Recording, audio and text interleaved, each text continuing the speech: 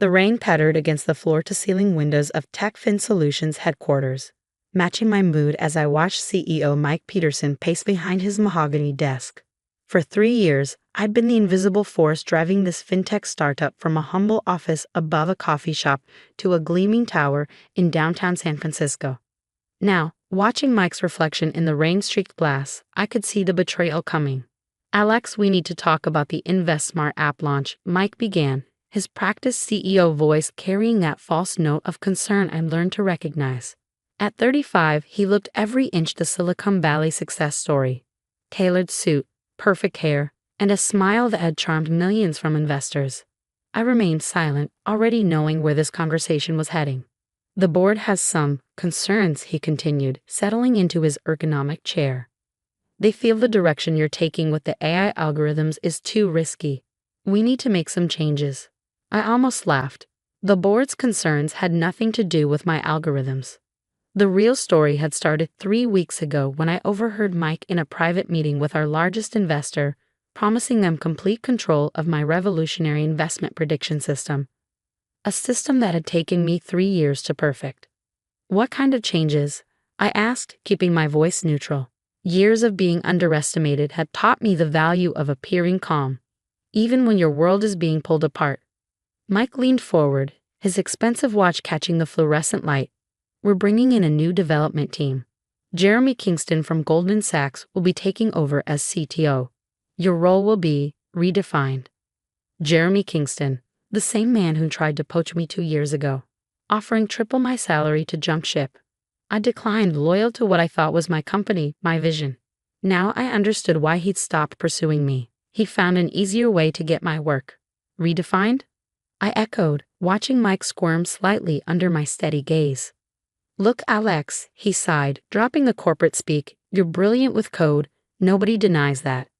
But taking this company public requires a different kind of leadership. Someone with the right presence." Presence. That was code for someone who looked better in press photos. Someone who attended the right schools. Someone who could charm investors over golf instead of impressing them with actual innovation. Someone like Mike. "The separation package is generous," he continued, sliding a folder across his desk. 6 months' salary, health benefits, and of course, your original shares are intact, though they'll be diluted in the upcoming funding round. I picked up the folder without opening it. "And the InvestSmart algorithm?" Mike's smile turned cold. "That belongs to TechFin. You signed an ironclad IP agreement, remember? Everything you developed here is company property." I did remember. I also remembered something else. Something that Mike, with all his MBA wisdom, had never bothered to understand about truly innovative technology. "Of course," I said, standing up. "Will that be all?" Mike looked almost disappointed by my calm acceptance. He'd expected arguing, tears perhaps, or empty threats. "Security will escort you to clear out your desk. Standard protocol, you understand. Oh, and we'll need your access codes. All of them." I smiled, thinking about the elegant trap I'd laid months ago when I first noticed Mike's increasing private meetings, the whispered phone calls, the way he'd started excluding me from investor presentations. "Check your email. I've already sent them over." Mike blinked, surprised by my efficiency. "Well, good luck, Alex. No hard feelings." I walked to his door, turned, and delivered the line I'd been practicing since I'd discovered his betrayal.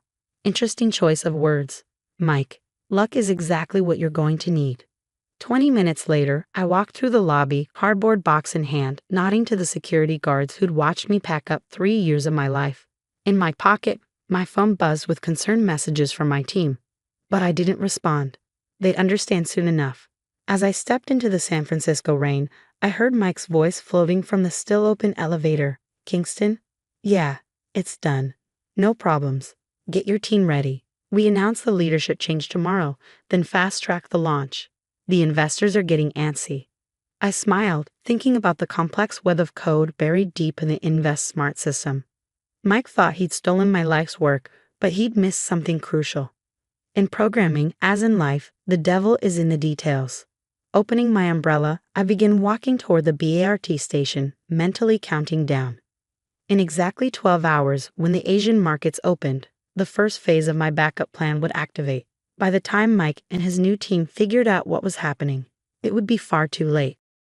The thing about building revolutionary financial technology is that you learn to see patterns in markets, in code, and most importantly, in people.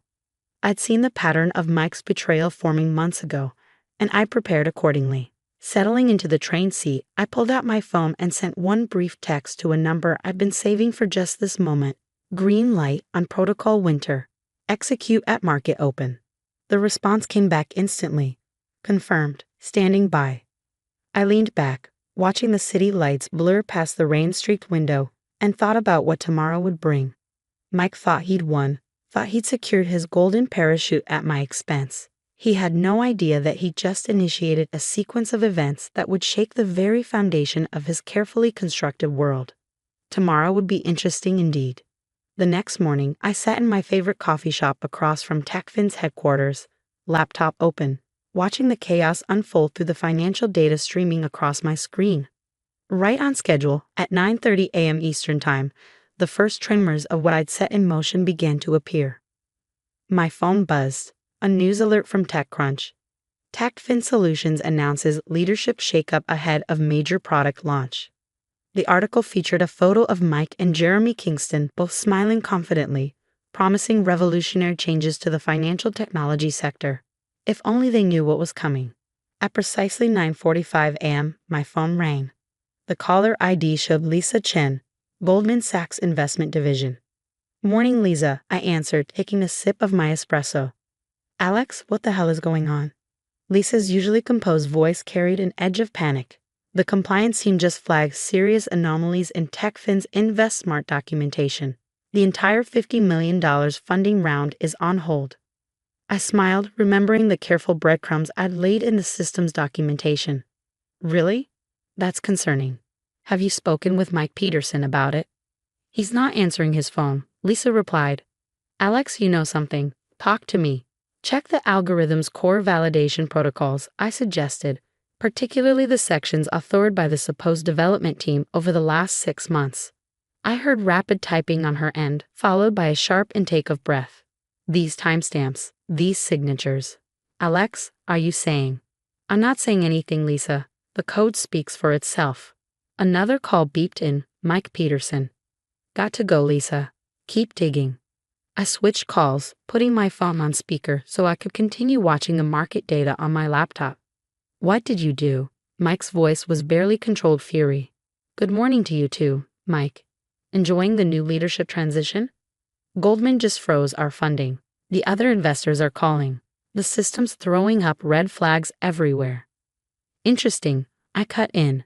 "Have you had a chance to review the core architecture of the InvestSmart system? The real one, not the modified version Jeremy's team has been fumbling with for the last 12 hours? Silence. Then, "What do you mean, modified version?" I leaned back in my chair, watching through the coffee shop window as people began hurrying in and out of TechFin's building across the street. "You see, Mike, when you build a truly innovative AI system for financial prediction, you have to think about security, not just external threats, but internal ones too. The system I built doesn't just predict market movements, it protects itself." "What are you talking about?" "Every time Jeremy's team tries to modify the code, they trigger authentication protocols. Each failed attempt creates a documented trail of unauthorized access. Right now, that trail is being automatically sent to every major financial regulator and investor involved with TechFin." More silence, then the sound of Mike's office door slamming. "Fix this," he growled. "Whatever you want, double your salary, CTO position, board seat." "It's too late for that," I said quietly. "Check your email." I heard him shuffling, probably reaching for his computer. Then a sharp curse. The email I'd sent contained 3 things. First, a recording of Mike's meeting with Kingston from 2 months ago, discussing how they'd push me out and take credit for my work. Second, documentation proving that the new development team had been attempting to reverse engineer my algorithm for weeks, making critical mistakes in the process. And third, most damaging of all, proof that Mike had been quietly selling shares while promising investors an imminent breakthrough. "You can't prove any of this," Mike said, but his voice had lost its confidence. "I don't have to," I replied. "The system itself is proving it." Every investor, every regulator, every tech journalist who matters in this industry is receiving automated alerts about unauthorized attempts to modify InvestSmart's core architecture. Your new team's digital fingerprints are all over it. Through the window, I watched a familiar figure hurry out of TechFin's building, Jeremy Kingston carrying his laptop bag, face pale. "Oh look," I commented. "Seems like Jeremy just figured it out." Smart guy, once he actually looked at the code.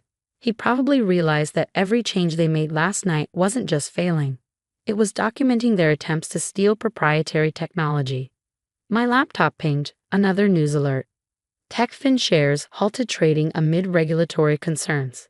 "The board will back me," Mike said, but I could hear the uncertainty in his voice. "Will they? Check your trading dashboard." I heard frantic clicking, then a sharp intake of breath.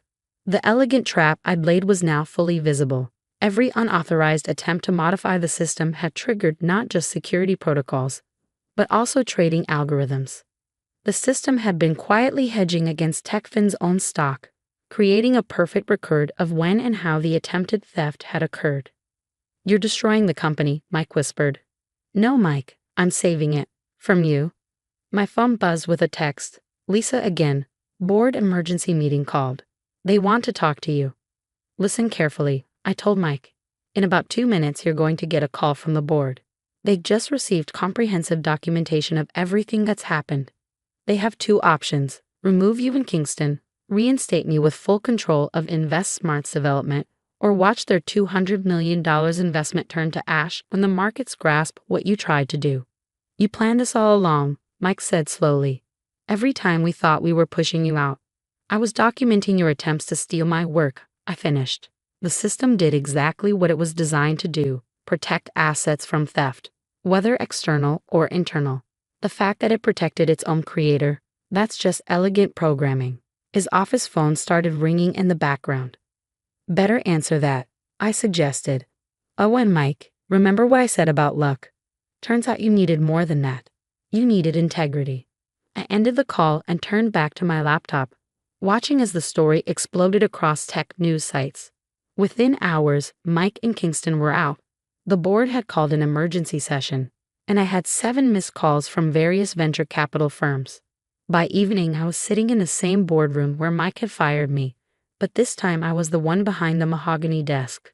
The board members who had rubber-stamped my dismissal now sat attentively as I explained exactly how InvestSmart worked, and more importantly, how its security protocols had protected both the company and its investors from what could have been a devastating theft of intellectual property. "The system," I explained, pulling up the real code on the screen, "doesn't just predict market movements. It creates an unalterable record of every attempt to corrupt or steal its core functionality. What you saw today wasn't a glitch, it was a feature."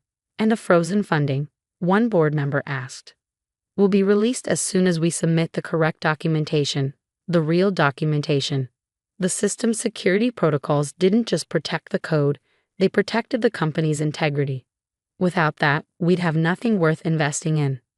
As I walked out of TechFin that evening, I passed my old desk, now being cleared of Kingston's belongings. My team was waiting, grins on their faces, having understood now why I'd spent those extra hours optimizing the security protocols. My phone buzzed one last time, a message from Lisa at Goldman Sachs. "Funding reinstated. Board approved your appointment as CEO. Drink soon. I want to hear how you really pulled this off." I smiled, thinking about Mike's final expression when he realized that his perfect corporate coup had been undone by the very thing he tried to steal. In the end, he taught me a valuable lesson. In the world of tech startups, true innovation isn't just about writing code. It's about writing code that protects itself and its creator from those who would steal it. Standing in the lobby, looking up at the building that was now truly mine, I thought about all the other developers out there, all the other innovators working late nights, trusting their companies, their bosses, their visionary CEOs. Maybe my story would teach them something too. Sometimes the best defense isn't in your contracts or your lawyers. It's buried deep in your code, waiting for the right moment to reveal the truth. The next morning, TechCrunch ran a new headline. TechFin's AI innovation reveals corporate theft attempt. A new era of self-protecting technology. Below was a quote from an unnamed board member. "We thought we were getting a revolutionary investment algorithm. What we really got was a lesson in how technology can enforce corporate integrity." Sitting in my new office, looking out at the San Francisco skyline, I couldn't help but smile. Mike had been right about one thing: taking the company public required the right kind of leadership. He just hadn't understood what kind that was. Opening my laptop, I began typing a new message to the development team. Let's build something they can't steal. Because in the end, true innovation isn't just about creating something valuable. It's about ensuring it remains in the right hands. And sometimes, the best way to protect your creation is to teach it to protect itself.